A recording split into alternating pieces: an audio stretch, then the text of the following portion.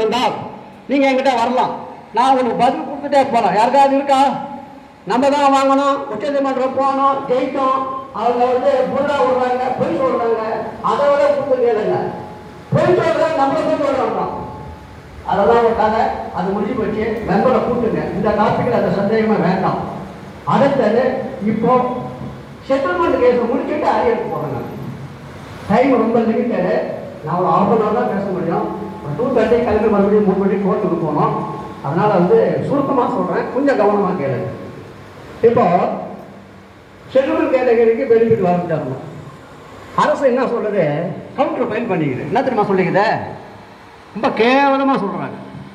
செட்டில்மெண்ட்டுன்றது 3 வருஷத்துக்கு ஒரு தடவை, 4 வருஷத்துக்கு ஒரு தடவை, ஆஃபீஸருக்கு 10 வருஷத்துக்கு ஒரு தடவை எல்லாம் சேர்ந்து கேஸ் போட்டுக்கிறாங்க, மொத்தமாக போட்டுக்கிறாங்க. அது தப்பு. இதுக்கு பேர் என்ன சொல்கிறாங்கன்னா misjoinder of parties, misjoinder of cause of action சொல்கிறாங்க. அதுக்கு என்ன தெரியுமா அர்த்தம்? பொருந்தாத பெட்டிஷனர்ஸ், அதாவது அலுவலரும் ஒருத்தரும் சேர்ந்து போட்டுக்கிறாங்களாம். அது பொருந்தாத பார்ட்டியம். அவன் சொல்கிறான், கவர்மெண்ட் சொல்கிறான் காஸ்ட் ஆஃப் ஆக்ஷன் வேறு, இது பே கமிஷன், அது செட்டில்மெண்ட்டு அப்படின்னு சொல்லி நமக்கு கவுண்டர் ஃபைல் பண்ணியிருக்கிறார்கள். இது பிரதான வாதம். ரெண்டாவது, இது கான்ட்ரிபியூட்டரி பென்ஷன். நல்லா கவனிங்க. நம்மெல்லாம் ஏன் ரொம்ப கஷ்டத்தில் இருக்கிறோம்னா தேவை உங்களுக்கு புரியாது. இந்த பென்ஷனை உருவாக்கும் போது 98 என்ன பண்ணிட்டாங்க? ட்ரஸ்ட்டை உருவாக்கிட்டாங்க. இபில் அப்படி கிடையாது. நல்லா புரிஞ்சுக்கிங்க. E bill no trust. ஆனால் டிரான்ஸ்போர்ட்டில் மட்டும்தான் ட்ரஸ்ட் உருவாக்கியிருக்கிறாங்க. நமக்கு அந்த நேரத்தில் அதனுடைய கஷ்டம் தெரியல. இன்றைக்கி நமக்கு ரொம்ப பிரச்சனை இருக்குது அந்த பென்ஷன் ட்ரஸ்ட் தான். ஏன்னா அங்கே பணம் கிடையாது, பணம் இல்லை, உண்மைதான், ஜீரோ. அதை சொல்லி சொல்லி கோர்ட்டில் நம்மளை கழுத்து இறக்குறாங்க. ஜட்ஜ்மெண்ட்டில் உடனே 30,000 டெபிசிட்டு, 40,000 டெபிசிட்னு சொன்ன உடனே ஜட்ஜுங்கெல்லாம் அப்படியே பார்க்குறாங்க. நமக்கு ஏன்டா வம்பு தொம்பு அப்படின்னு பார்க்குறாங்க.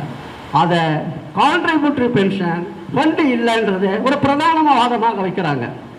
நம்ம அந்த வாதத்தை சுப்ரீம் கோர்ட் வரைக்கும் ஏற்கனவே முறியடித்து 2000 கோடி வாங்கி டிஏ உயர்வு பெற்ற பிறகு திரும்ப அந்த வாதத்தை நாளைக்கு இந்த கோர்ட்டில் வைக்க முடியாது என்பதை நம்மளுடைய பிரதான வாதமாக இருக்கும். ஓகேவா? ஸோ இந்த கான்ட்ரிபியூட்டரி கீன்ட்ரிபியூட்டர்லாம் எனக்கு வேண்டாம். கார்பரேஷன் யாருக்கு ஓட்டுறோம்? Public service. எம்ப்ளாயர் யார்? கவர்மெண்ட். எல்லாருக்கும் கொடுப்ப, எங்களுக்கு மட்டும் பட்டு நம்ம போடுவியா? நான் முடியாது. இது எல்லா ஜட்ஜி இப்படி சொன்னால் நீதி அரசை ஏற்றுக்கிறார். ஆமாங்க ஆமாங்க ஆமாங்க, கவர்மெண்ட் தாங்க கம்பெனி. நீ எல்லா ஃப்ரீ ஸ்கீமும் கொடுக்குற, உமன்ஸ் ஃப்ரீ, லேடிஸ் ஃப்ரீ, போனா ஃப்ரீ, எல்லாம் ஃப்ரீ. ஆனால் ஏன் தள்ள கை வைப்பியா? எனக்கு கொடுத்துட்டு நீ எல்லாம் பண்ணிக்கோ. இது நம்ம சிறப்பாக நடத்துவோம், நல்லா நடத்துவோம். நம்மக்கிட்ட இந்த ஃபண்டு இல்லைன்னு சொல்லவே முடியாது, நம்மக்கிட்ட சொல்ல முடியாது. மற்ற கேஸில் மற்றவங்ககிட்ட சொல்லலாம். அதை பற்றி நம்மக்கிட்ட அதில் பப்புலாம் வராது. அதெல்லாம் டோன்ட் வரி. ஒன்று காலம் கடத்துவாங்க. அதனால் இனிமேல் செட்டில்மெண்ட் டிஃபரன்ஸ் யாரும் கேட்காதீங்க. 6வது பே கமிஷனில் இருக்கிற செட்டில்மெண்ட் கேட்டகரி 7க்கு வருவீங்க. 6வது பே கமிஷனில் இருக்கிற சூப்பர்வைசர் ஆஃபீஸர் 7க்கு வருவீங்க. அதுக்கு கோவை பேரவை உத்தரவாதம் தரும். இதோட மட்டுமில்லை, 8வது பே கமிஷன் வருது இல்லை சென்ட்ரல் கவர்மெண்ட்டில், அதுக்கும் இப்போவே உத்தரவாதம். இதே கேஸில் முடிச்சு போட்டாச்சு. எல்லாத்துக்கும் தலைக்கு ஒரு சீக்கா, தாடிக்கு ஒரு சீக்கா இல்லை, ஒரே சீக்கா தான். எல்லாத்துக்கும் ப்ராப்ளம் சால்வ் ஆகிடும். ரூல் டபிள்யூ கேஸை மறுபடியும் எப்படி டிஏ கேஸை 8 வருஷம் நடத்தணுமோ அதே மாதிரி 2W கேஸை ரொம்ப ஸ்ட்ராங்காக ரீஜாயின்டர் ஃபைல் பண்ணியாச்சு. நேற்று ரீஜாயின்டர் பெட்டிஷன் ஃபைல் பண்ணியாச்சு. அது என்ன ரீஜாயின்டர்னு கேட்கலாம். 3 மாதத்துக்குள்ள அரசு கவுண்டர் ஃபைல் பண்ணிடுச்சு. நம்ம அஃபிடேவிட் போடுவோம், அதுக்கு கவுண்டர் போடுவாங்க, அதுக்கு ரீஜாயின்டர் போடுவோம். எல்லா ப்ராசஸும் முடிச்சிட்டோம். ரீஜாயின்டரில் வைக்கல் கேட்குறாரு, என்ன சார் இது செட்டில்மெண்ட் கேட்டகரியும் ஆஃபீஸர் கேட்டகரியும் சேர்த்து விட்டீங்க அப்படின்னு கேட்குறாரு. சேர்த்தது என்ன தப்பு? வைக்கல் கேட்குறாரு, சேர்த்தது என்ன தப்பு? எப்படி ஆர்கியூ பண்ணுங்கன்னாரு. எல்லாம் ஒன்று தான். எப்படி எல்லாம் ஒன்று? பென்ஷன் விதியில் 2I ஒன்று இருக்குது, தெரிஞ்சுக்கங்க. 2I அது என்ன தெரியுமா சொல்லுது? பென்ஷன் ட்ரஸ்ட்ல மெம்பர் யார் அப்படின்னு சொல்லுது. மெம்பர் யாருன்னா ரெகுலர் எம்ப்ளாயி இருக்கிறவங்க தான் மெம்பர். அங்கே கேட்டகரி செட்டில்மெண்ட்டு ஆஃபீஸர்லாம் கிடையாது. எல்லாம் ஒரே கேட்டகரி தான், ஒரே இஷ்யூ தான். ரூலில் கரெக்டாக சொல்லுது. மெம்பருக்கு டெஃபினேஷன் சொல்லுது.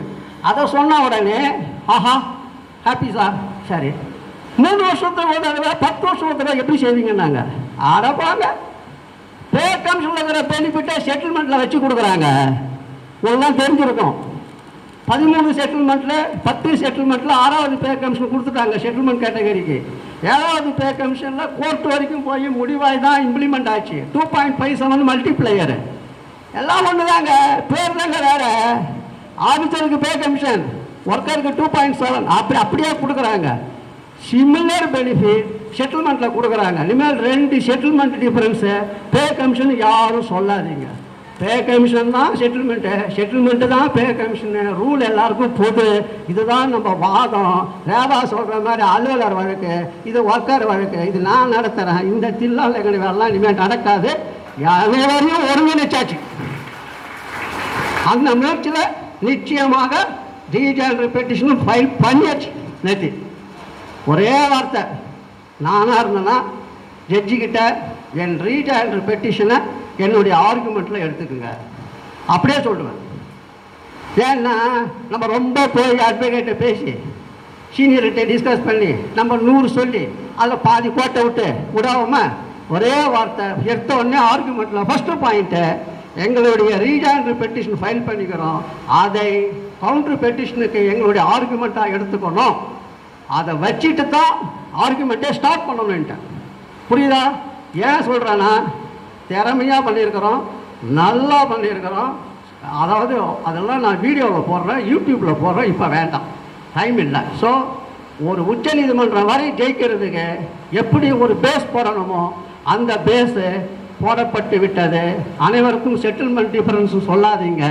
பே கமிஷன் பெனிஃபிட் 6லேருந்து 7 உங்கள் லாங்குவேஜில் ஆல் செட்டில்மெண்ட்டு எல்லாமே வந்துடும். அந்த வழக்கை முன்னின்று நடத்தணும். அதுக்கு எல்லாருடைய ஒத்துழைப்பு வேணும். இந்த தடவை அரசு போன தடவை கொஞ்சம் ஏமாந்துடுச்சு. நம்ம ஜெயிச்சிட்டோம், அதுவும் உண்மைதான். சரியான அட்வொகேட்டை வைக்கல சுப்ரீம் கோர்ட்டில். திவாரின்னு ஒரு அட்வொகேட் வச்சார். திவாரிக்கு வாதாட தெரியல, தோற்று போச்சு. ஆனால் இப்போ அடுத்த தடவை கபில் சிபில் அபிஷேக் மனு சிங் வச்சாங்க, அது எடுபடலை. ஏன்னா ஆல்ரெடி தோட்ட கேஸை எப்படி திரும்ப ஆர்கியூ பண்ணுங்க, நாங்கள் ஜெயிச்சிட்டோம். ஆனால் இப்போ ரூல் கேஸில் நிச்சயமாக அரசு இப்போ என்ன பண்ணுதுன்னா, நம்ம தாட்சாயின்னு ஒரு சீனியர் கவுன்சிலர் வச்சோம், அவங்கள எடுத்துக்கிச்சு. ஏஏஜின்னு ஒருத்தர் வராரு, ஏஜி ராமன் வராரு. சுப்ரீம் கோர்ட்டில் மிகப்பெரிய அட்வொகேட்டை கொண்டு வருவாங்க. ரொம்ப டஃப்பாக தான் இருக்கும். எவ்வளோ பெரிய senior counsel top 5 Kapil Sibal, Abhishek Manu Singhvi, முகில் ரோத்தி, அரிமா சுந்தரம், எத்தனை அவங்களாம் ஒரு ஹீரிங் 40 லட்சம் 50 லட்சம். நல்லா புரிஞ்சுக்கிங்க. சுப்ரீம் கோர்ட்டில் ஒரு 5 சீனியர் கவுன்சிலர் இருக்கிறாங்க, டாப் 5. ஒரு ஹீரிங் அப்படி வந்தாங்கன்னா போனாங்கன்னா 40 லட்சம் 50 லட்சம். அப்படியே ஒரு பெரிய பட்டாலியனே நிற்பாங்க, 30-40 ஜூனியர். அப்படியே வரும்போது ராஜா மாதிரி வருவாங்க, அப்படி ஸ்ட்ராங்காக ஆர்கியூ பண்ணிட்டு போவாங்க. அந்த அத்தனை பேரும் சேர்த்து வச்சாலும் 2W கேஸில் சுப்ரீம் கோர்ட்டில் நம்மளை ஜெயிக்க அரசு முடியாது.